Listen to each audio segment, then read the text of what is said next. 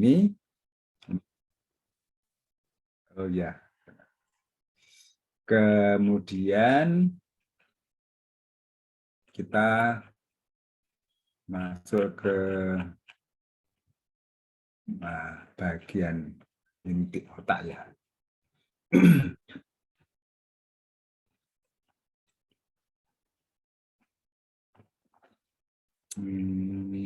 Ya, mulai dari sini aja. Pengertian neuroscience kapasitas fungsi bagian otak. Nah, ini kita baca bersama saja bahwa kita dianugerahi ya otak untuk berpikir, ternyata di dalamnya itu banyak sel-sel ya otak untuk berpikir ya. Ini temuan-temuannya, kemudian ternyata dalam pertemuan ini sel otak manusia selama masih dalam kandungan mengalami satu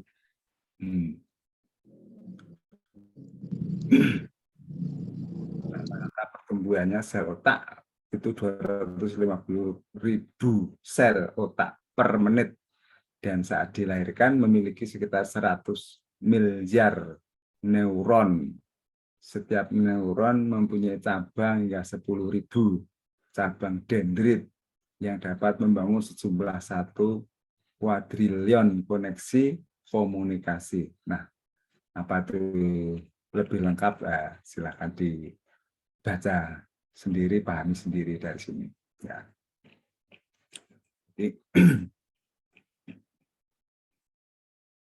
Bagian-bagian dari otak ada dari sini aja. Sementara mengoptimalkan proses pembelajaran, ya kita melihat sekilas bagian otak, batang otak yang hitam ini sebagai batang otak. Daerah otak yang berfungsi mengendalikan pertahanan seseorang ketika mendapatkan satu ancaman, tekanan, kritikan, atau ketika diliputi rasa takut. Nah, ternyata di situ ada satu daerah pertahanannya. Ketika terancam, dalam kondisi merasa ada bahaya, batang otak inilah yang dapat bereaksi tiba-tiba dalam bentuk marah, mendebat, dorongan, berkelahi, atau berlari. Itu batang otak, meresponnya seperti itu. Kemudian kedua, ini batang otak. Kedua adalah sistem limbik. Nah, kita tahu bersama. Terus saya juga baca aja dari sini tahu ya, belajar khusus belum. Sistem limbik itu terletak di bagian tengah, ini yang merah itu. Artinya inti dari otak. Sistem limbik terdiri dari hipokampus, talamus, artinya istilah di dalam ini ya, dalam sains, dalam otak. Sistem limbik merupakan daerah otak yang berfungsi mengendalikan emosi seseorang. Jadi fungsinya adalah mengendalikan emosi, berada di tengah, di dalam mengendalikan emosi seseorang. Yang penting kita ketahui di situ. Daerah ini juga disebut sebagai pusat emosi. Di samping itu, bagian juga bertanggung jawab pada perhatian, tidur, pengaturan bagian tubuh, hormon, seksualitas, penciuman, dan produksi kimia otak. Itu bagian tengah, limbik. Seterusnya. Nah, selanjutnya bagian ketiga adalah korteks yang warna biru. Merupakan daerah otak yang berfungsi mengendalikan kemampuan berpikir atau bernalar.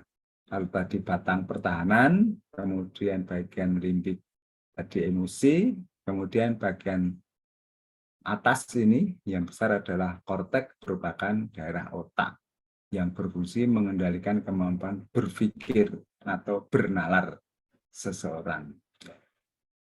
yang dikenal juga sebagai bagian kerja sekolah atau topi berpikir logis, rasional, analitis, melakukan perencanaan, pengorganisasian, mengembang kemampuan berbicara, bahasa, mengarahkan penglihatan dan pendengarannya, serta mengembangkan kreativitasnya. Nah, itu yang biru. Nah, suasana pembelajaran ini kemudian kalau dibuat sel-sel saraf tampak seperti ini. Ya. Jadi ketika perlu diciptakan ketika kita tidak mengoptimalkan kemampuan dalam berpikir kritis, kreatif, dan inovatif.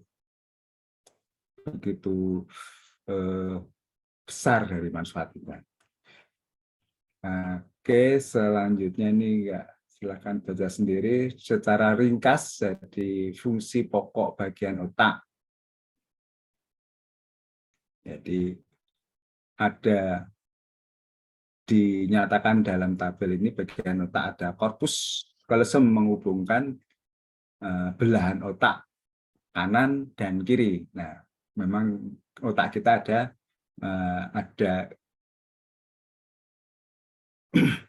ada yang menghubungkan belahan otak kanan dan kiri karena memang kita ada otak kanan dan kiri akan mempunyai satu peran yang berbeda.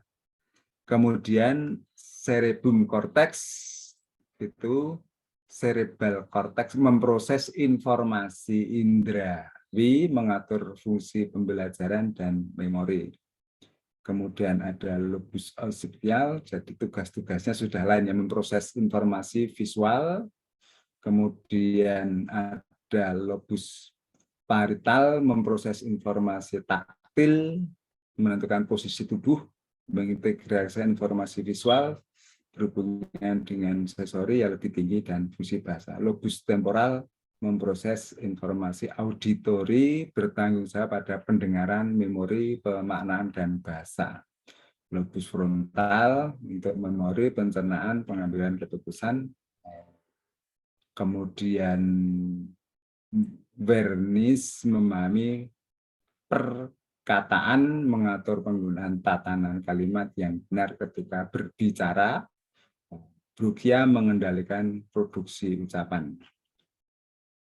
Sistem limbik otak tengah jadi terbagi ada hipohalamus, amigdala, talamus, hipokampus yang artinya mempunyai peran masing-masing mengendalikan fungsi homostatis, misalnya temperatur, tidur, air, makanan, kemudian berperan mengendalikan emosi dan agresi. Talamus sebagai jembatan mengirimkan input dari organ perasa ke korteks. Kemudian ada atas batang otak, formasi retikular mengendalikan fungsi tubuh seperti pernapasan dan tekanan darah, kemunculan perasaan atau emosi, kondisi tidur dan terjaga. Kemudian otak bagian belakang, otak kecil, jadi bagian belakang itu bertanggung jawab terhadap keseimbangan tubuh, sikap tubuh, gerakan, penguasaan, keterampilan motorik. Ya. Itu. Ya. Cara otak kita belajar. Nah, cara otak kita belajar. Nah, itu. Silahkan dibaca, ada linknya. Atau kita lihat misalnya, kata kalau ini diklik langsung nanti muncul tidak ya? Ya, cobalah kita selingan aja. Saya juga.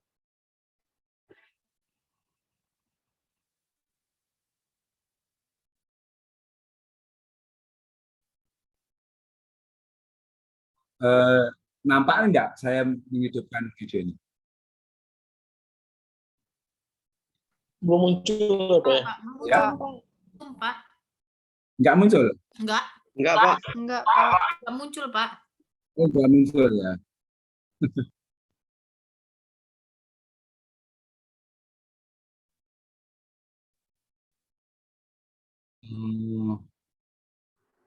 Ya sudah. Nanti Kita lanjut aja, bisa dibuka sendiri. Kita lanjut. Mana tadi?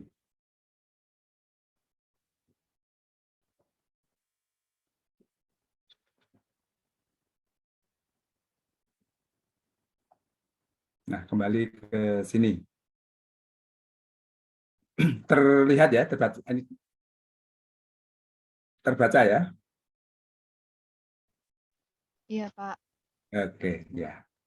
Nanti kalau videonya dicari sendiri. Kemudian ada fungsi tadi dari cara otak belajar. Ada kita mengenal dengan pengolahan informasi. Pengolahan informasi.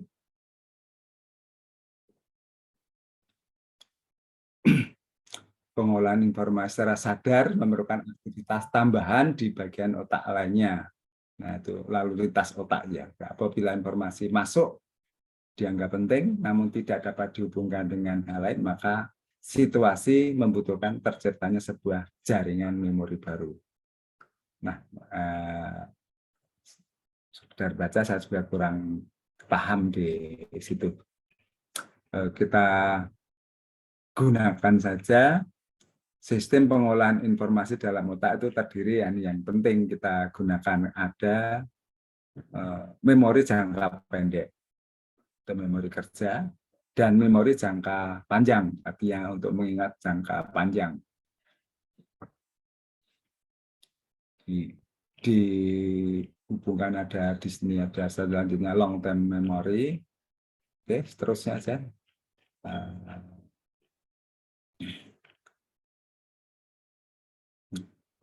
Prinsip pembelajaran berbasis neuroscience ya.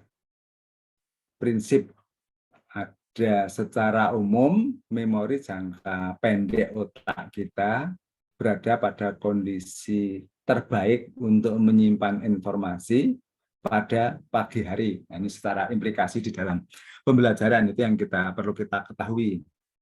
Dan paling tidak efektif pada sore hari, ternyata dari risetnya seperti itu. Sebaliknya, memori jangka panjang kita berada pada kondisi terbaik untuk menyimpan informasi pada sore hari. Artinya, waktu pembelajaran terkait dengan penyerapan informasi paling baik dilakukan itu di pagi hari, sedangkan waktu terbaik untuk pengolahan, dan refleksi paling baik dilakukan di waktu sore hari. Peserta didik akan dapat mengingat dengan lebih baik materi yang berkaitan dengan semantik seperti nama, tempat, tanggal, dan waktu di pagi hari, dan akan lebih baik menyerap materi yang bersifat pemaknaan mendalam di sore hari. Nah, itu ternyata ya saya juga tahunya ternyata seperti itu ya. Kalau pemaknaan yang lebih mendalam, pemahaman itu di sore hari. Nah, kalau di malam hari ini nggak disebut ya. Ya, masuk sore hari mungkin maksudnya seperti itu. Sore malam. Ya. Itu secara umum. Kemudian prinsip berikutnya adalah otak kita memiliki siklus biokognitif. Ya. Bio artinya hidup ya, kognitif hidup. Terkait perhatian yang naik turun seperti setiap 90 menit. Oh, ternyata seperti itu. Jadi dalam 24 jam otak kita itu memiliki siklus naik turun perhatiannya sebanyak 16 kali. Itu artinya jika kita temukan sebagian peserta didik kita yang terus-menerus mengantuk di dalam kelas, bisa jadi mereka sedang berada pada titik terendah siklus perhatian mereka. Nah, jika itu terjadi, langkah terbaik yang perlu dilakukan adalah mengajak peserta didik untuk melakukan gerakan, peregangan, dan gerak badan untuk membantu memfokuskan kembali perhatian mereka. Pembelajaran akan membantu otak untuk tetap mempertahankan perhatiannya.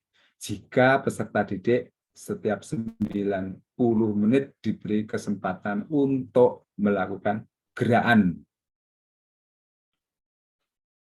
Oh, ternyata seperti itu ya. Melakukan gerakan setiap 90 menit. Ya. Atau ya, relaksasi dengan tenang sekitar 10 menit itu lebih ke teknis jadinya. Secara umum, kemudian siklus prinsip biokognitif tadi. Yang ketiga, pembelajaran itu optimal jika mampu mengembangkan kedua belahan otak kanan dan kiri secara seimbang. Nah, bagaimana memberikan seimbang? Maka kita harus tahu dulu sifat di sini ya, otak kanan lebih bersifat intuitif, ya, intuisi secara naluri, acak, divergen, tidak teratur. Sedangkan otak kiri cenderung bersifat linier, teratur, dan divergen. Otak kiri menyerap informasi berupa kata dan bahasa, otak kanan menyerap informasi dengan gambar, warna, musik. Artinya informasi disampaikan dalam paduan kata dan gambar diiringi musik terserap. Nah, itu sebagai gambaran seperti ini. Kita lihat bersama bahwa fungsi otak kiri yang warna putih ini menyerap dari bahasa, analisis berpikir, logika, angka, rasionalitas, objektivitas, realitas, detail. Fungsi otak kanan itu ke seni, musik, menyerap gambar warna, kreativitas, konseptual, berfantasi, imajinasi, intuisi, emosi. Nah, persoalannya adalah menyeimbangkan otak kanan dan kiri tadi. Jadi berarti kan bagaimana menyeimbangkan ya, misalnya kiri ada bahasa, di kanan diambil mungkin ada musik, artinya seimbang. Tidak diberikan apa mutlak di sebelah kiri ini saja atau sebelah kanan saja. Jadi itu untuk karena otak kiri ini lebih ke ingatan jangka pendek, sedangkan untuk kanan jangka panjang, long term memory.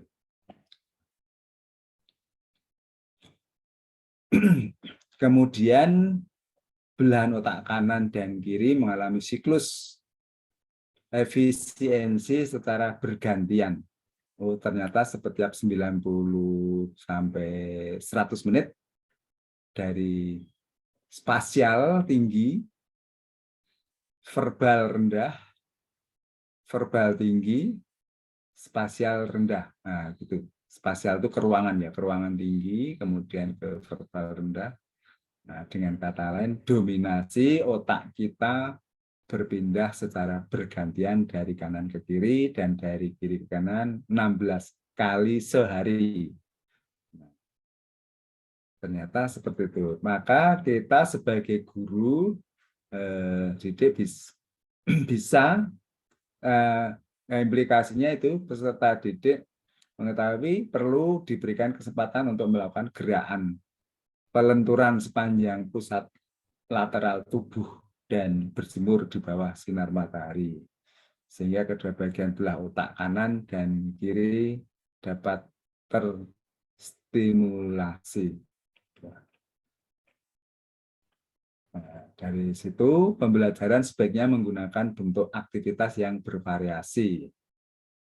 Nah, anak didik perlu diberikan pilihan waktu untuk penilaian berbeda satu dengan lainnya. Peserta didik perlu diajari untuk memodifikasi ritme, memvariasikan waktu tidur, olahraga, makan, dan pemaparan sinar matahari. Nah, prinsip berikutnya adalah pembelajaran mencapai hasil terbaik.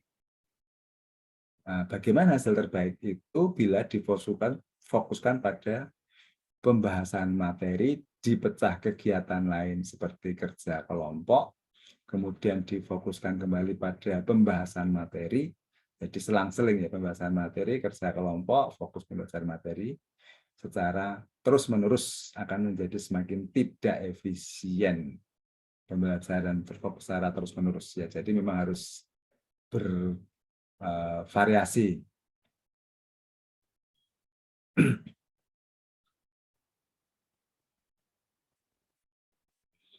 Kemudian prinsip berikutnya adalah pembelajaran akan menarik perhatian otak jika memperhatikan perubahan gerakan, cahaya, kekontrasan, dan warna. Nah, ini akan berpengaruh termasuk juga bagaimana media yang kita gunakan itu. Contohnya kita guru sedang menjelaskan materi, perhatian peserta didik tetap fokus ketika guru bergerak secara simultan dari kelompok yang satu ke kelompok yang lain berpindah. Jadi perubahan cahaya dapat dilakukan guru dengan memastikan lampu sesaat ketika peserta didik diminta melakukan introspeksi. Guru dapat menggunakan media berwarna dan kontras untuk mempertahankan perhatian peserta didik. Prinsip berikutnya adalah proses pembelajaran agar optimal, faktor lingkungan, suhu, pilihan warna, tampilan media, pengaturan, ruang kelas termasuk setting tempat duduk, pencahayaan, tanaman musik, aroma, perbandingan luas, dan ya. Yang ini kita memang kalau dibandingkan ini kan langsung tata kelas. Nah, kelas kita ya masih biasa kayu meja dari kayu, kemudian ruangan ya masih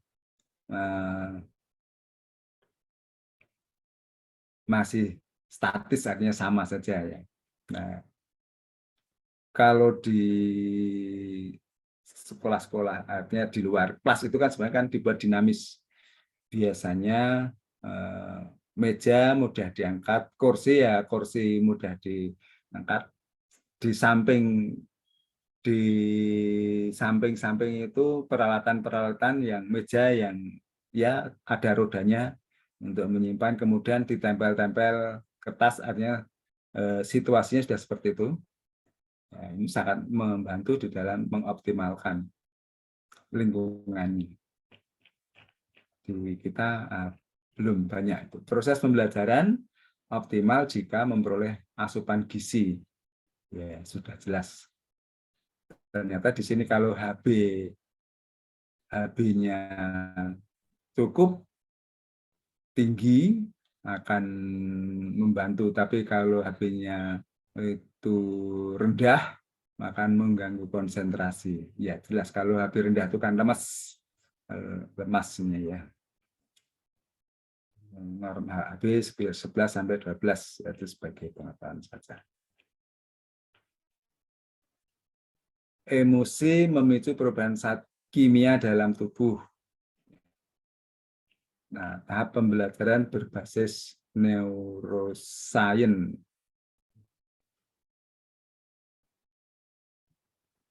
Jadi tahap pembelajarannya sebagaimana di sini, tahap pembelajaran berbasis neuroscience menurut si Jensen ini menggunakan 5 tahap. Ada persiapan, akuisisi, elaborasi, kemudian formasi, memori, integrasi. Itu menurut Jensen. 5 tahapan pembelajaran di atas.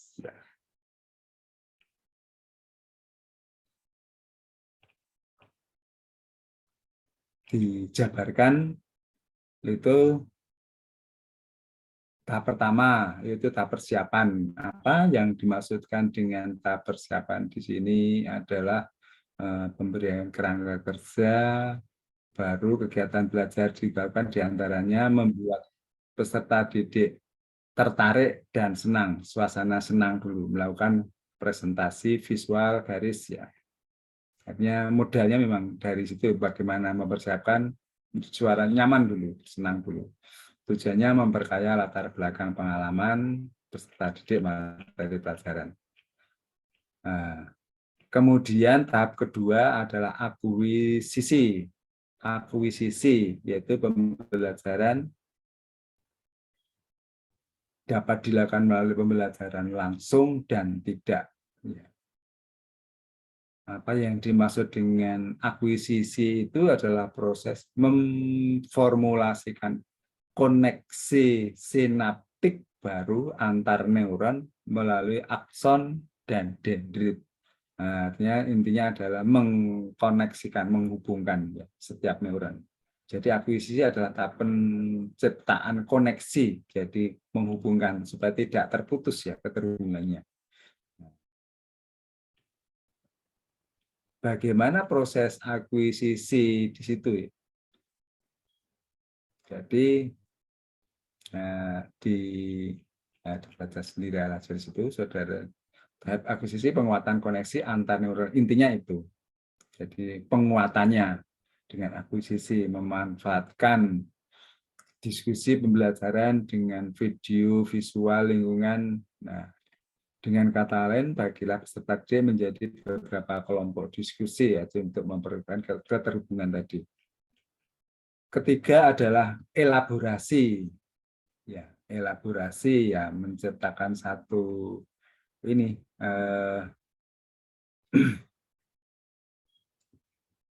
kerjasama, elaborasi, melakukan elaborasi otak, kesempatan untuk menyortir, menyelidiki, menganalisis atau mengelaborate, ya, merupakan tahap memastikan. Kemudian dibuat peta konsepnya. Ini salah satu contohnya. Kemudian tahap keempat yaitu formasi memori. Tahap pembelajaran yang merekatkan ikatan koneksi neuron lebih kuat.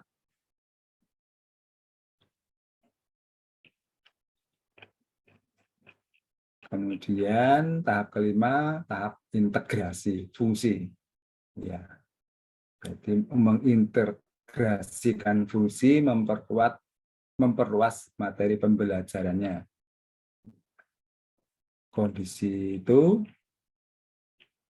nah, kemudian forum diskusi, nah itulah. Akhirnya sebagai kita mengenal, oh ternyata karena kita belajar adalah berkaitan dengan otak tadi ya, berbasis neuroscience. Lanjut. Supaya nanti kita bisa selesai semua malam ini terbaca, secara review aja bersama-sama, nanti Anda lanjutkan ke hari itu. Nah, pembelajaran digital. Ini termasuk pembelajaran inovatif. Digital ya, seperti yang sudah kita lakukan sekarang. Jadi di era digital. Jadi dengan internet lah, ya. Salah satunya dengan komputer. Kita lihat apa era digital di sini, capaiannya adalah menjelaskan konsep dan prinsip pembelajaran digital, mengidentifikasi, kemudian penerapan dalam pembelajarannya. Apa konsep pembelajaran digital? Jadi bagaimana prinsip pembelajaran digital? Artinya kita larinya adalah ke pembelajaran e-learning berimplikasi pada lebih sulitnya perorganisasi pembelajaran ya. Pembelajaran digital adalah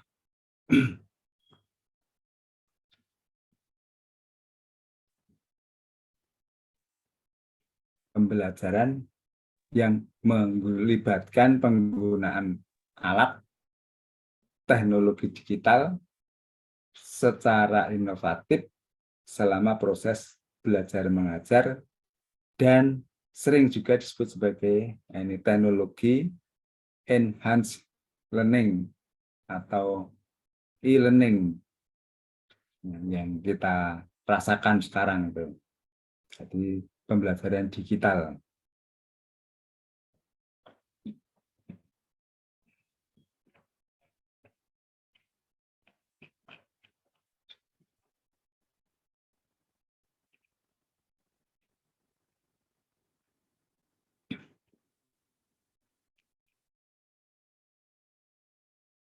Jadi pembelajaran digital, prinsip penerapan pembelajaran digital. Ya.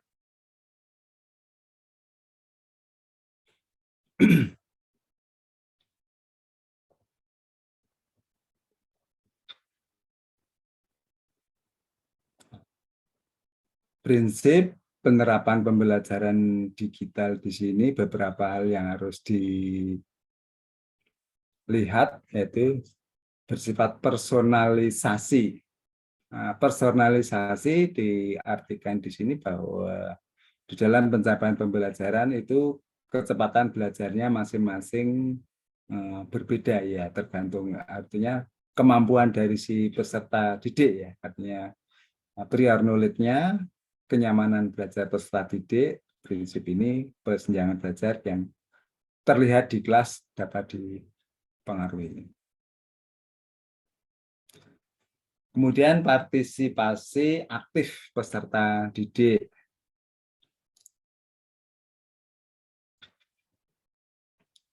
Aksesnya.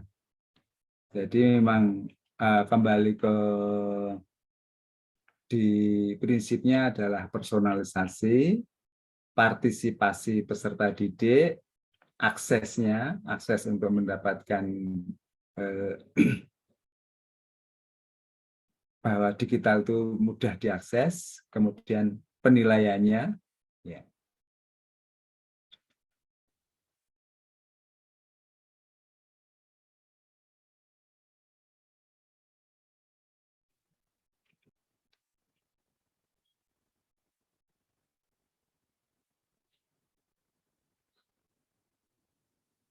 Terus terang di dalam pembelajaran digital yang Anda lakukan sekarang, ya itu lebih saya tidak bisa memberikan satu yang optimal ya, kan fleksibel. Kalau di kelas ya memang langsung ketemu, kalau di sini yang LMS tidak bisa banyak terlibat, sampai sinkronus saja lupa kan. Itu sangat apa ya personalize. Anda paham sebagai tambahan prinsip perencanaan pembelajaran digital, diantaranya pengajar harus secara aktif terlibat dengan proses pendidikan, harus memahami kebutuhan dan harapan peserta didik. Ya, idealnya demikian. Harus berkolaborasi dengan peserta didik, mengumpulkan ide. Pengajar harus sangat akrab dengan bidang utama persoalan yang diajarkan agar relevan. Pengajar harus mempunyai ide yang baik menjadi unggulan setiap pelajaran. Juga harus memahami bagaimana pembelajaran yang layak secara individual. Itu tuntutan sebagai pembelajaran digital. Nah, pemanfaatan.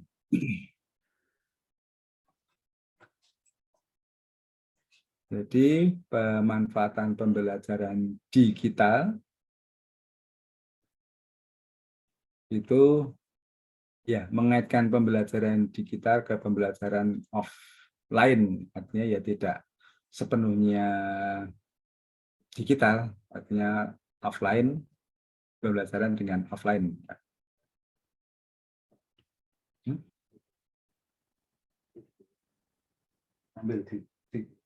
Ambil sana.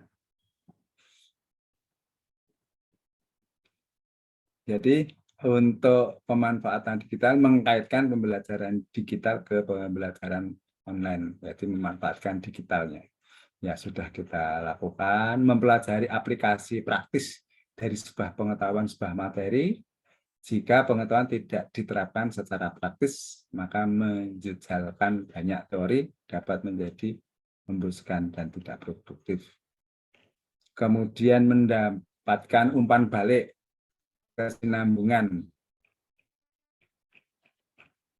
mengaktifkan keterlibatan sosial, salah satu keuntungan terbesar dari pembelajaran digital ya. Ya di sini banyak dilakukan pembelajaran digital melalui peserta didik untuk bersosialisasi, berkolaborasi, berinteraksi sesama peserta didik di web. Mereka dapat bekerja sama, mengumpulkan sumber daya pembelajaran kolaboratif. Kemudian belajar melalui pendekatan campuran. Ya, biasanya ini yang sering mudah digunakan, menggunakan campuran yang disebut dengan blended learning yang dirancang. Jadi walaupun nanti kalau sudah luring, artinya di luar jaringan, kita mungkin akan lebih banyak memanfaatkan blended learning, jadi campur antara offline dengan online.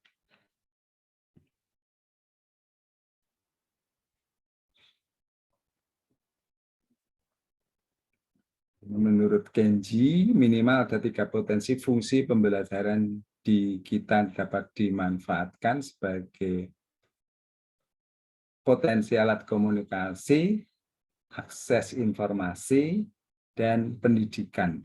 Ya. Potensi alat komunikasi ya ada dalam bentuk Facebook, dalam bentuk email, media, kemudian di potensi akses informasi, ya, untuk mengakses informasi terkait dengan konten yang dipelajari, kemudian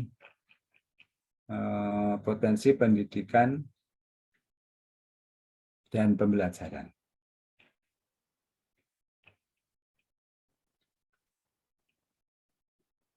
Ragam, artinya bervariasi pembelajaran digital.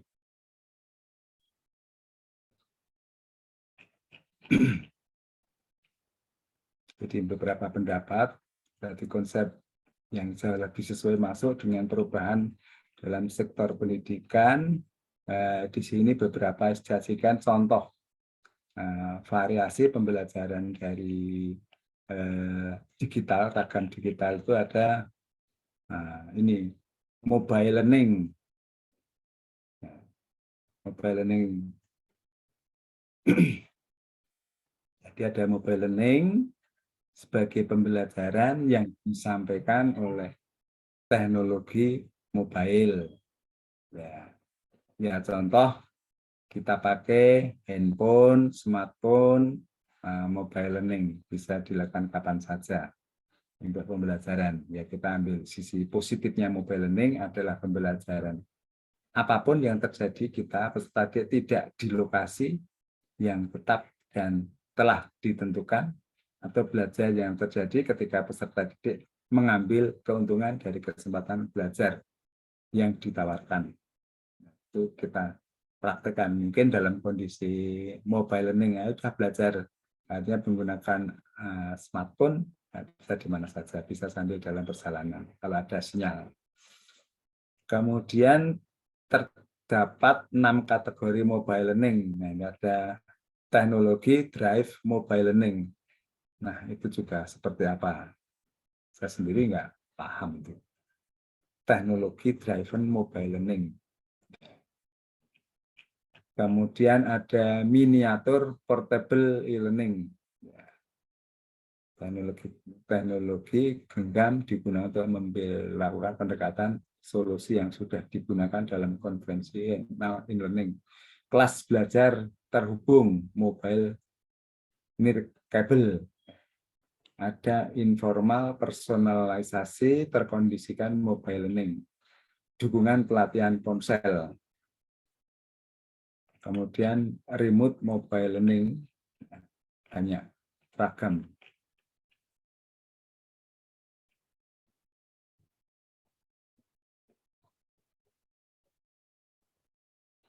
Nah, ini Anda lebih paham lah kalau sini. Konten yang mudah dioperasionalkan dengan perangkat mobile learning itu seperti terlihat di dalam gambar di sini. Prinsip mobile learning ada beberapa ini ya mobile learning. Akses, merits, cloud, transparent, play, asynchronous, self-actuated, diverse, curation, blending, always on, authentic.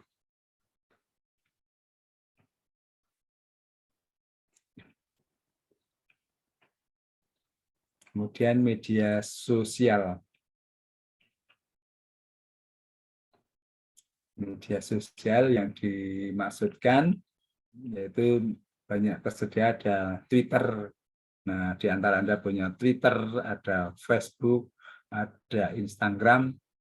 Nah, saya hanya punya WA saja, sering bukanya sudah terlambat, share foto, situs media sosial, chatting menggunakan Facebook, chat lain, WhatsApp, dan seterusnya. Nah, itu sosial media.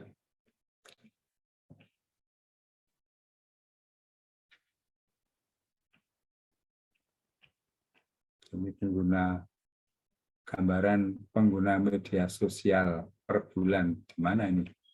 Ini dilaksanakan per bulan, di mana dengan 2 miliar pengguna menjadi tuan rumah bagi lebih dibandingkan, ini nggak tahu di mana dilaksanakan, kok tidak dijelaskan.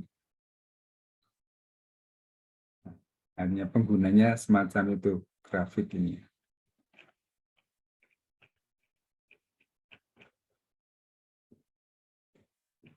Kemudian ada pembelajaran berbasis game based learning.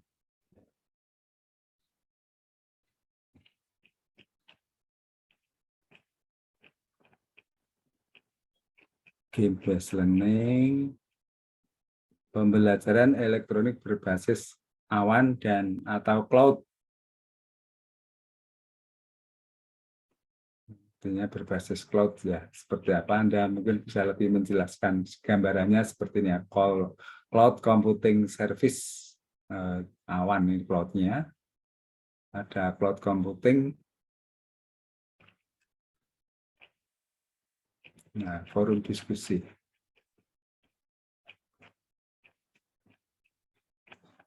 Oke, itu tadi sudah neuroscience, kemudian pembelajaran digital. Silakan memberikan respon, pertanyaan, tanggapan, atau menjelaskan. Nah, itu sama-sama belajar. Anda di era digital. Kalau di era milenial, kalau Bapak sudah di era campuran dari bawah, dari tidak itu sudah ceritakan megang HP aja tahun 2001 ya baru megang HP. Silakan kalau ada yang mau ditanyakan, didiskusikan.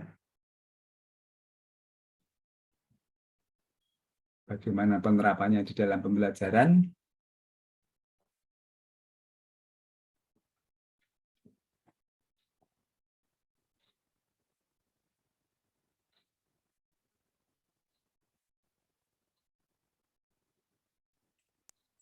Oke, kalau tidak ada kita lanjut pada pembelajaran blended learning.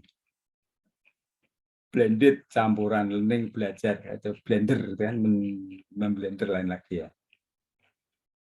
Blended learning.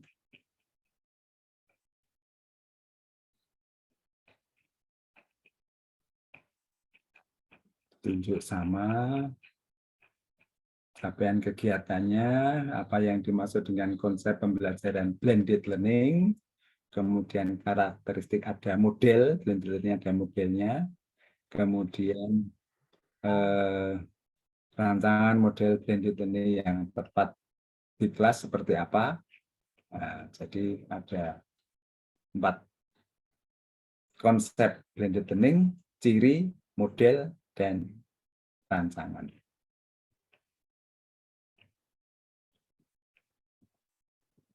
Blended learning, ya, campur ya. Artinya kita lihat saja bahwa pembelajaran blended learning itu adalah ya pembelajaran campur antara online dan offline. Di sini sebagai pembelajaran mengkombinasikan salah satunya si stacker antara pembelajaran online dengan pembelajaran konvensional. Nah, pada model ini peserta didik difasilitasi untuk dapat belajar dan mengulang materi secara mandiri untuk satu bagian sesi menggunakan bahan sumber belajar online dan satu sesi lainnya menggunakan tatap muka. Nah, intinya di situ blended learning, campur online dan tatap muka.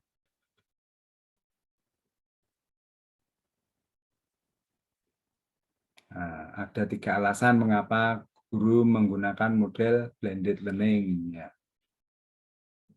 Meningkatkan kualitas belajar peserta didik, meningkatkan akses fleksibilitas pembelajaran, kemudian meningkatkan efisiensi dalam belajar.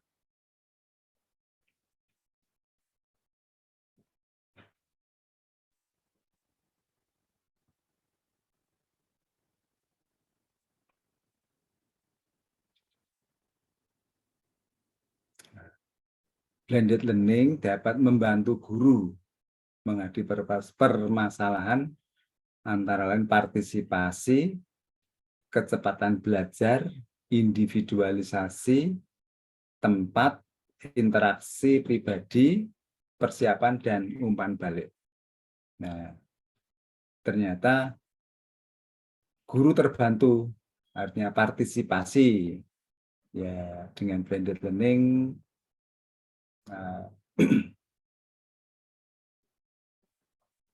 tidak guru sebagai satu-satunya memfasilitasi sumber belajar, tapi bisa dibagi guru secara online, kemudian ada peserta didik lain secara forum diskusi. Kecepatan belajar. Kemudian yang dimaksud kecepatan belajar dengan model blended ini dapat memfasilitasi mengatur kecepatan penguasaan, pengulangan, pengayaan dari bab materi yang dapat dipelajari secara mandiri. Individualisasi, ya, kemampuan siswa berbeda-beda sehingga dengan model pembelajaran secara online membantu guru memfasilitasi peserta didik mengarahkan pembelajaran sesuai minat, kemauan, dan tujuannya masing-masing. Pembelajaran tempatnya secara online fleksibel dibandingkan dengan tatap muka. Kemudian interaksi pribadi, berinteraksi membantu peserta didik. Oke, persiapan dalam pembelajaran blended learning, peserta didik dapat mengakses bahan ajar online sehingga peserta didik dapat lebih siap sebelum mengikuti pembelajaran tatap muka. Nah, itu idealnya, tapi kadang kebalik. Diajarkan tatap muka dulu, terus online-nya belakangan gitu. Umpan balik dalam satu proses pembelajaran untuk umpan balik hasil kerja siswa. Tapi sekali lagi juga kontrolnya juga susah ya namanya online. Oke, itu dari sisi apa tadi bahwa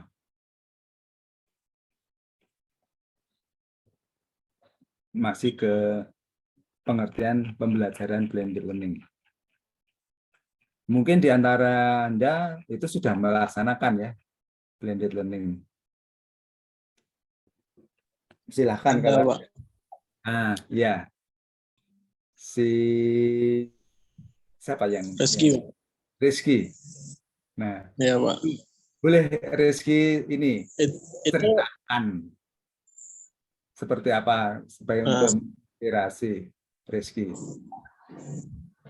mungkin ini apa itu blended learning mungkin sekilas mirip aja ya Pak ya. Soalnya kemarin pas waktu COVID gitu Pak, Corona.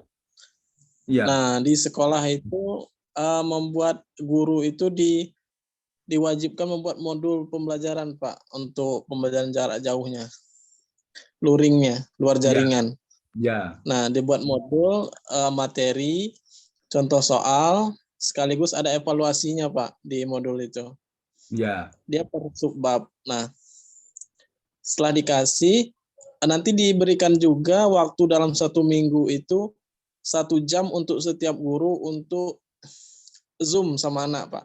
Melakukan itu, Pak, tentang membahas tentang modul yang belum dipahami sama anak itu, Pak. Nah, Lewat Zoom jadi ya. lewat Zoom, Pak. Dan Hmm. WA group gitu, Pak. Ya.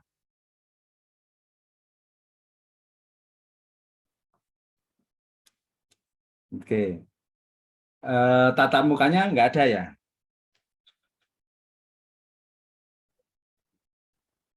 Gimana Rizky? Sebentar. Ya, Pak.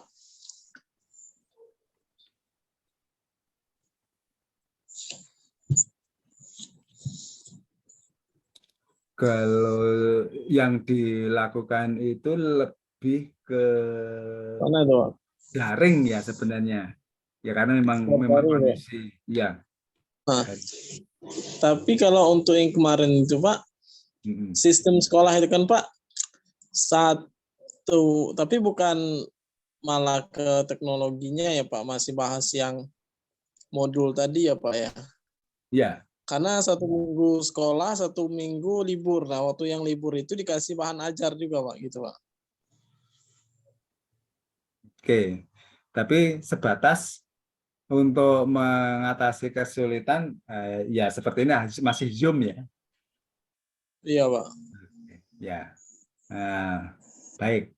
Artinya seperti apa sih di sini eh, yang dimaksudkan dengan blended learning? Ya, kita lihat yang sudah dilakukan Rizky bahwa ciri dari blended learning itu menurut si Prayitno pertama, blended learning itu menggabungkan berbagai cara penyampaian model pendidikan, gaya pembelajaran, dan menggunakan berbagai media berbasis teknologi. Model pembelajaran blended learning merupakan kombinasi dari pembelajaran langsung, tatap muka, kemudian belajar mandiri, dan pembelajaran menggunakan sistem online.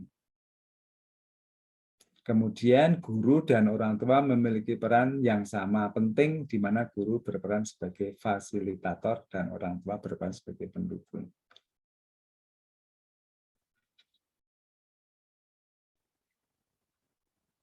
Jadi ciri-cirinya sudah dilakukan tadi ya, misalnya oleh Reski tadi, menggunakan cara penyampaian dengan berbagai media berbasis teknologi, membuat modul dipelajari kemudian Zoom. Kemudian yang kedua, ini yang mungkin masih sulit dilakukan karena memang pembelajaran langsung tatap muka ini masih susah dilakukan. Kemudian orang tua sebagai fasilitator. Oke lah. Nah, itu cirinya. Model. Nah, ada model pembelajaran blended learning. Nah, model yang ada di sini digambarkan seperti ini model blended learning-nya. Ada 1, 2, 3, 4 ya. Rotasi model, model rotasi, flex model, self-blend model, enrichment virtual model. Nah, di rotasi model itu ada stasiun rotasi model, lab rotation model, flip classroom model, individual rotation model. Jadi nampaknya rotasi model ini mempunyai jabaran lagi menjadi 1, 2, 3, 4 stasiun. Stasiun itu tempat pemberhentian rotasi model. Model rotasi ada tempat stasiunnya berhenti. Nah, artinya ada modelnya ada 1, 2, 3, 4.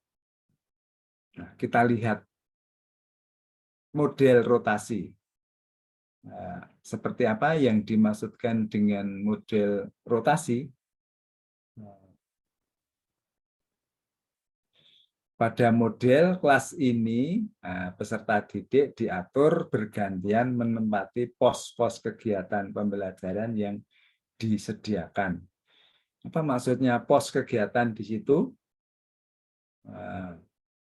Pos kegiatan diskusi, mengerjakan proyek, tutorial, kemudian tugas. Nah, itu posnya ternyata, stasiunnya. Berikut beberapa model yang termasuk dalam kategori model rotasi. Model kelas stasiun rotasi. Model kelas stasiun rotasi. Yaitu sesuai dengan namanya beberapa tempat pemberhentian tadi stasiun, di mana peserta didik dapat menempati secara bergiliran di stasiunnya yang sudah dapat arahan guru. Jadi stasiun peserta didik guru dapat saling berdiskusi menyelesaikan permasalahan di dalam stasiun itu ditemui oleh peserta didik. Model pembelajaran sering digunakan dalam pembelajaran di sekolah dasar. Bagaimana model pembelajaran stasiun rotasi?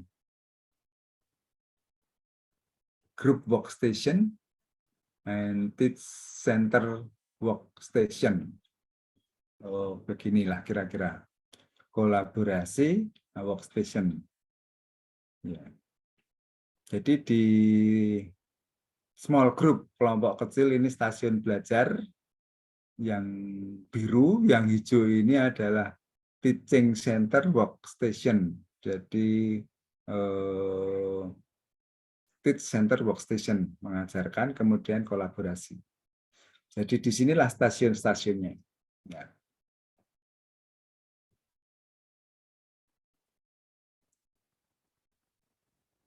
Kan seperti saya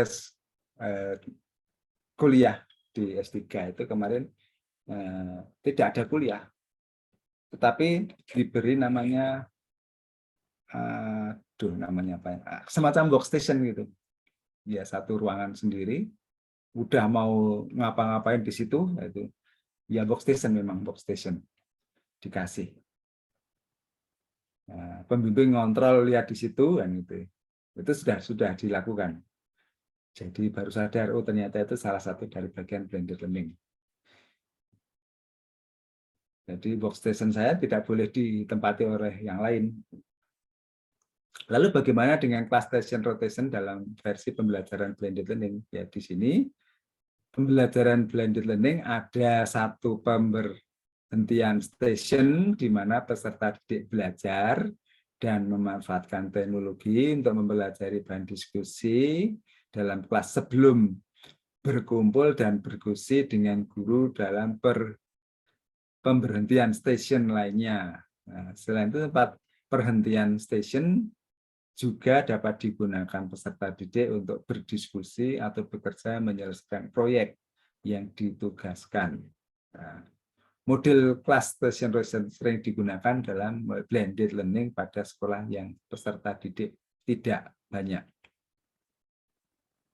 Agar model station menjadi efektif, kelas model diterapkan untuk peserta didik yang dapat belajar secara mandiri.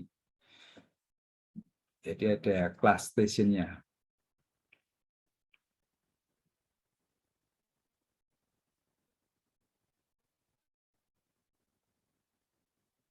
Jadi diskusi di situ. Nah, ini contoh seperti apa gambarannya. Ini memfasilitasi ruangan kelas di suatu taman kanak-kanak. Ya, contohnya malah taman kanak-kanak dengan 15 buah komputer. Pada satu kegiatan pembelajaran, guru mengatur peserta didik dalam beberapa jenis kegiatan, yaitu pembelajaran online, diskusi kelompok kecil, dan kegiatan tugas. Nah, gambar berikut mengilustrasikan kegiatan pembelajaran dengan station rotation dalam TK. Ya, ini kelasnya dari rotation ini, komputernya sebelah kiri, online instruction, kemudian teacher lead instruction, ini disediakan komputer, kemudian guru memberikan instruksi. Nah, disinilah campuran. Instruksinya kan dia secara langsung, secara luring. Nah, komputernya sudah disediakan. Kemudian setelah itu kolaborasi, activities, dan station. Jadi berdiskusi, berkelompok di sini katakanlah 4. Nah, guru perannya ya keliling. Kalau itu berjalan memang enak, artinya guru kan tidak capek ya melihat apa kesulitannya apa. Jadi sudah menggunakan online instruction dengan komputer, sementara di sini adalah guru adalah memberikan satu instruksi secara tidak online. Inilah ilustrasi model class station rotation, jadi seperti itu rotasi.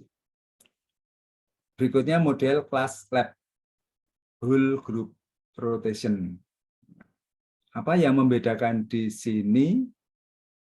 Yang dilakukan terjadi dalam satu ruangan yang sama pada model whole class rotation ini, peserta didik untuk diatur berpindah dari satu ruangan ke ruangan lain. Salah satu ruangan digunakan untuk sesi pembelajaran secara online, sedangkan ruangan yang lain digunakan untuk kegiatan yang lainnya. Nah, itu yang lab ya, dengan lab group rotation. Nah, peran guru terbatas pada kelompok kecil dalam satu station. Guru berperan memfasilitasi, membantu dalam individual. Contohnya. Nah, contohnya seperti ini ternyata. Jadi ada direct instruction, math and science. Jadi pembelajaran langsung, direct instruction, literasi, social studies, contohnya di situ. Kemudian direct instruction, literasi, social studies, learning lab. Jadi ini di satu kelas katakanlah ini ada 4 ruangan. 4 ruangan ini untuk pembelajaran social studies, ini math science, kemudian ini literasi social science, 3 kelas. Nah, kemudian ada ditugaskan di lab, nah, masuk ke lab sebelahnya. Jadi pengaturan ruangannya seperti itu. Jadi model class lab whole group rotation. Model class flip classroom. Nah, model class flip dalam mendapat tugas berkaitan dengan materi tersebut untuk dikerjakan setelah jam pelajaran selesai. Nah, namun yang terjadi adalah peserta didik sering mengalami kebingungan karena sudah selesai dapat membantu mereka menyelesaikan tugas rumahnya. Model pembelajaran flip itu membalik siklus yang biasanya terjadi sebelum peserta didik memulai kelas, mereka akan mendapatkan pengajaran secara langsung melalui video secara online. Nah, ini yang mungkin kita lakukan seperti itu. Sehingga ketika kelas dimulai, peserta didik dapat mulai mengerjakan dan menyelesaikan tugasnya, serta dapat meminta bantuan melalui kegiatan diskusi. Ini dilakukan tadi yang Rizky ceritakan tadi, artinya pembelajaran video, artinya tadi kan modul, ini di rumah, home, ya, kids space. Nah, kemudian di sekolah, artinya ilustrasi model pembelajaran, kemudian di sekolah didiskusikan. Tetapi di sini di sekolah berarti langsung tatap muka. Hanya tadi bukan tatap muka, tapi dengan Zoom. Nah, itu yang dilakukan. Sebenarnya kalau yang itu dilakukan seperti yang sekarang ini, cuman modulnya sudah disediakan. Tapi kalau sebagai guru, Rizky harus dituntut membuat modulnya, kan gitu.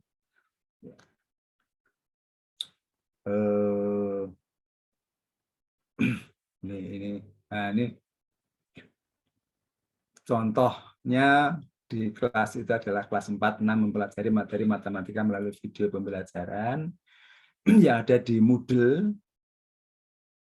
di Moodle, yaitu bukan modul ya, modul.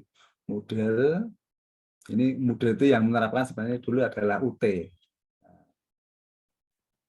Kemudian siswa membahas dan mendeskripsikan apa yang mereka telah pelajari dari pembelajaran Moodle bersama dengan guru pada jam sekolah. Nah, ini yang terjadi. Online instruction, lihat video di Moodle, kemudian ke sekolah sudah tinggal sudah mempunyai bekal belajar secara online, kemudian guru menjelaskan di sini online learning, off learning, dan teachers.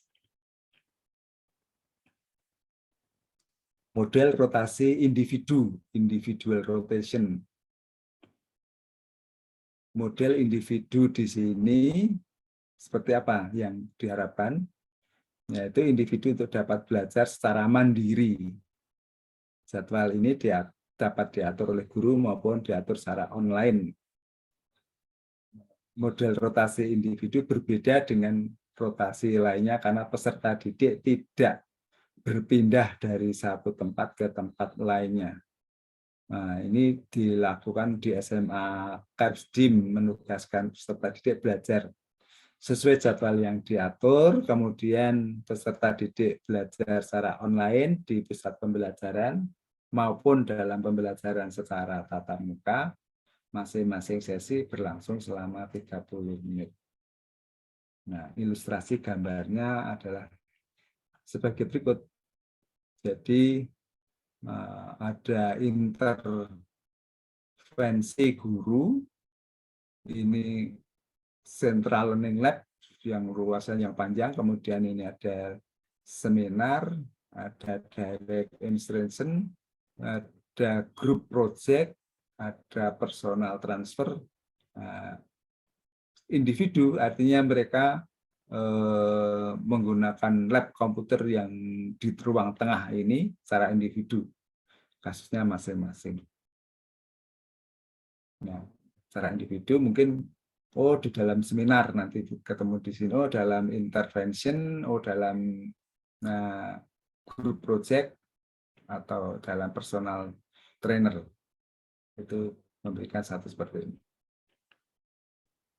Model kelas flex yang model kedua, apa bedanya dengan rotasi dilakukan secara online, bersifat sangat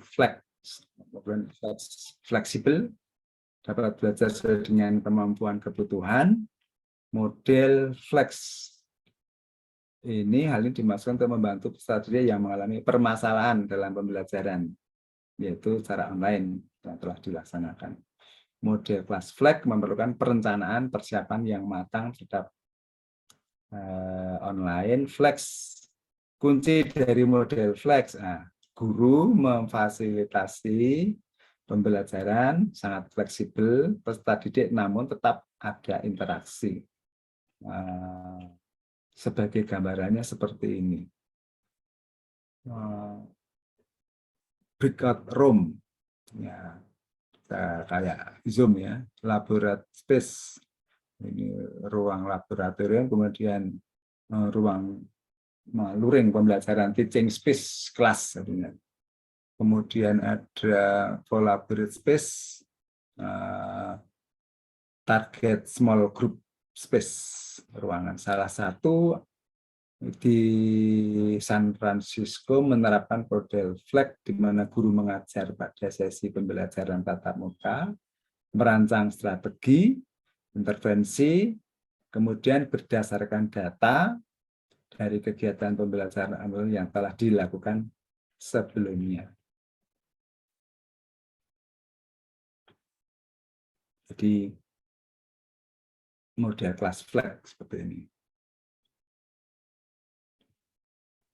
Untuk dipelajari lebih lanjut. Model self-blend. Model self-blend peserta didik mengambil satu atau lebih kegiatan pembelajaran online sebagai tambahan dari kegiatan pembelajaran tatap muka yang telah dilakukan. Nah, contohnya di Pennsylvania menerapkan online peserta didik kelas 6 12 pembelajaran online dirancang, diakses baik di lingkungan sekolah maupun di tempat lain. Guru memfasilitasi online guru yang sudah mengajar pada sesi pembelajaran tatap muka. Nah, ini modelnya di sekolah. Ini kemudian di sekolah itu bisa di cyberlong, mungkin di kafe atau apa di sini, kemudian di rumah, kemudian online teachers di fleksibel. Jadi prinsipnya blended ya, campur tadi. Model enrich virtual. Pada awalnya itu enrich virtual penuh full online. Tapi perkembangannya blended learning. Nah, seperti sekarang kita itu full online, sudah mulai campur, artinya ya blended.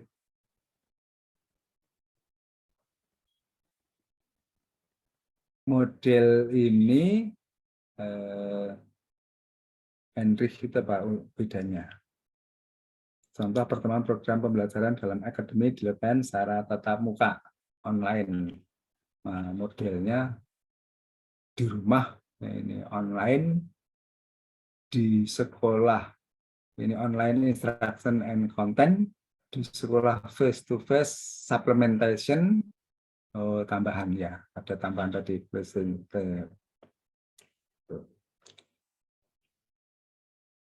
kemudian memilih model kelas yang sesuai.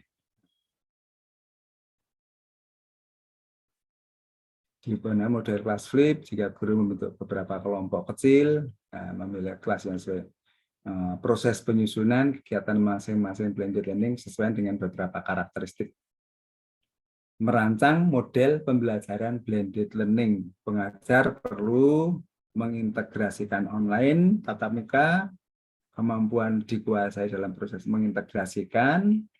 Nah, di sini kemampuan mengembangkan interaksi secara online serta dapat mengaplikasikan kombinasi kemampuan dalam pembelajaran modul blended learning.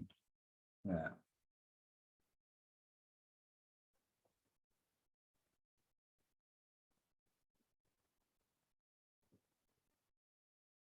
Jadi unsur model pembelajaran blended learning di sini ada online interaction, ada online integration, ada data praktis, ada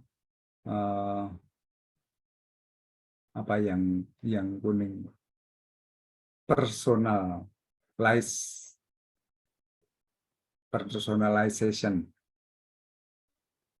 Jadi mengintegrasikan pembelajaran online dengan pembelajaran tatap muka. Nah, setelah mengenal beberapa blended learning, mengintegrasikan pembelajaran online dengan tatap muka adalah interaksi antara peserta didik dengan konten peserta didik ketika merancang pembelajaran. Menggunakan model blended learning, guru harus memadukan jenis interaksi di atas dalam pembelajaran online maupun tatap muka. Jenis interaksi dalam pembelajaran model blended. Ini siswa, konten dari dalam komputer, guru, kemudian student dalam kelompok.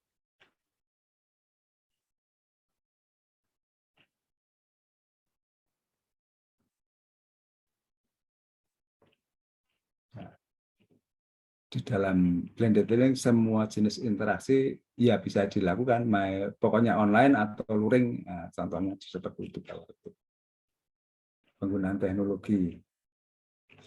Oke.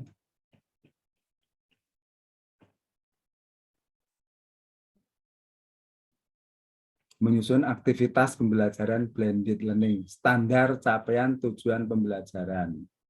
Nah, standar pencapaian tujuan pembelajaran seperti apa, kemudian penilaiannya, kegiatan pembelajarannya.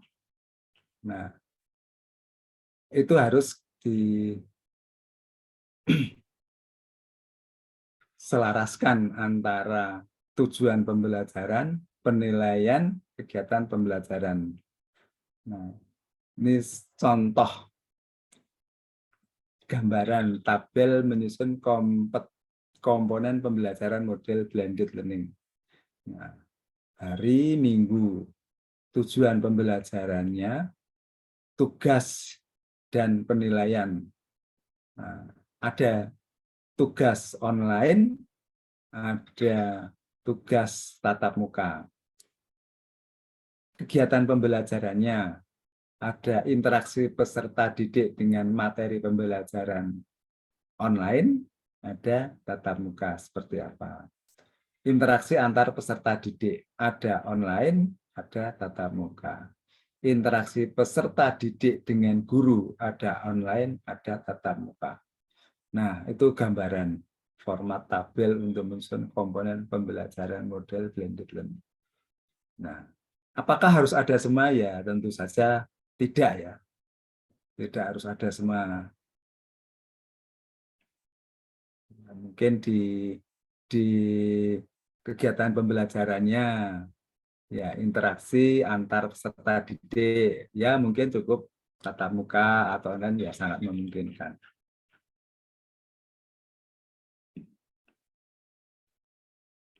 Karena di situ dijelaskan struktur pembelajaran bersifat fleksibel ya, dibandingkan dengan konvensional. Kemudian evaluasi pembelajaran blended learning, program aplikasi blended learning. Ini nih, program aplikasinya ada namanya Web 2.0. Silakan dicoba itu. Ini adalah Moodle. Ada model Edmodo. Model Edmodo itu juga ada aplikasinya ya, berkomunikasi dengan siswa, orang tua siswa, monitor. Silakan dicoba ya, model Edmodo, Moodle. Kemudian ada Google Group. Ada Google Group. Nah, di dalam Google Group berikut merupakan yang disediakan ada Gmail, ada Drive, ada kalender, ada dokumen slide, formulir, Jamboard, Site, Hangout, Meet, Group, Vault. Nah, itu sekedar saya bacakan gitu kan. Saya akan tidak karena juga sama-sama hal yang baru, inovatif. Sekarang persoalannya ada itu bagaimana mengimplementasikan di dalam pembelajaran ini. Ini tuntutan sebagai guru, oh ya ternyata harus mengikuti perkembangan zaman juga di situ. Oke, forum diskusi. Oke, silahkan kalau ada pertanyaan kita cari solusinya bersama.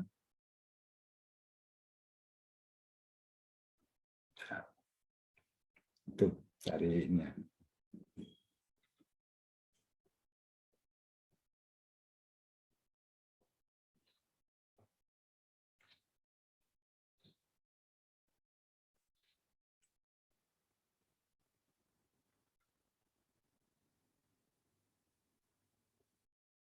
Nah, ini masih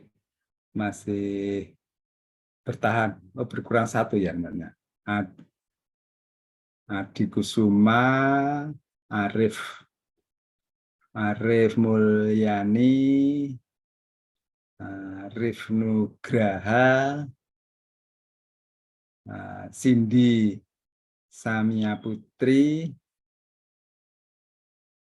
Dina Usiani, Latifa Nur Liati, Linda YK, Muhfahmi Latif, Rizky Saputra, Tia Titi Afzah. Ya.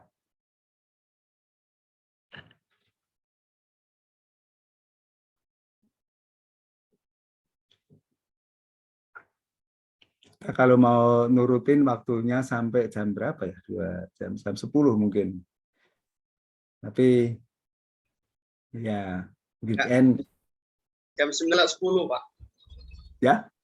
Oh, Kalau 9.10. 9, Pak. Ya. Gimana, Di? Gimana, Pak? Sampai jam 9.10. Iya, Oh, pas berarti. pas, Pak. Paling nambah kalau mau nanya-nanya kalau kawan yang lain. Ah, ya. Silahkan. Nah, kalau nanti saling menanya gitu kan, atau saling menjawab. Mungkin ada yang mau curhat, Pak. Nah, mau curhat. Kenapa pagi tadi sampai kosong gitu kan? Karena masih baru kan Anda itu kan pertama kali anak sulung. Iya. Kami tentu ada ya kekurangan bisa dicurhatkan gitu kan. Nah, mudah-mudahan nanti semester depan sudah ini juga artinya tidak daring. Ya, yang tidak daring yang jauh ya harus kos gitu kan. Tanggal 13 ini, Pak. Ya. Tanggal 13 ini kami udah mulai tatap muka, Pak. Oh iya. Iya, untuk perangkat pembelajaran itu 75 hari tatap muka, Pak. Tanggal 13 ini. Iya, Desember. Oh, iya. Jadi ini kan 19 hari. Untuk pendalaman materi. Ya. Sudah itu yang kedua pengembangan perangkat pembelajaran. Tanggal 13 mulai, Pak. 13. Iya. Teman-teman sudah ada yang siap-siap katanya. Wah ya. Itu ruangannya juga sudah siap kok. Ruangannya kan baru, gedung iya. PPPT kan baru. Baru Siap. kami nih mungkin Pak ya yang kuliah di sana. Iya. Iya, baru. Sebelumnya belum ada. PPG Daljab belum ada yang kuliah di sana. Belum ada. Jadi bangunan itu kan baru masa COVID ini. Nah, waktu PPG dalam jabatan masih yang dulu belum di situ tempatnya. Masih di mana-mana menyebar. Oh, 13 ya. Ya nanti ketemu di darat. Ini kan ketemu di darat. Nanti ketemu tatap muka kita sebentar lagi, Pak. Iya. Bagaimana yang lain?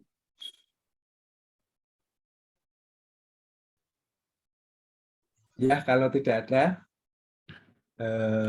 mungkin sampai di sini ya untuk pertemuan hari ini. Oh, mau diambil fotonya dulu? Ya, Pak. Dokumen dulu, Pak. Iya.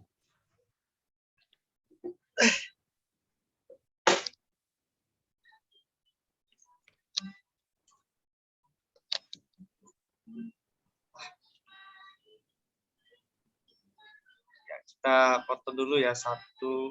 Mbak Ari, tenang dikit, Mbak. Sudah ini janjian soalnya. Kayaknya mau keluar kayaknya, mau. Oke ya, 1, kurang jelas gambar saya. 2, 3. Oke, Pak. Oke, terima kasih atas waktunya, perhatiannya. Masih semangat mengikuti walaupun sudah malam. Nah, yang ada janji di cancel, masih ada yang menunggu. Nah, silahkan. Dan kita akhiri. Assalamualaikum warahmatullahi wabarakatuh. Waalaikumsalam warahmatullahi wabarakatuh. Terima kasih, Pak. Sama-sama. Ya, Kasih, Pak. pamit ya Ya, semuanya. Pak. Sampai jumpa di tatap muka, Pak. Amin ya. Ya. Riko.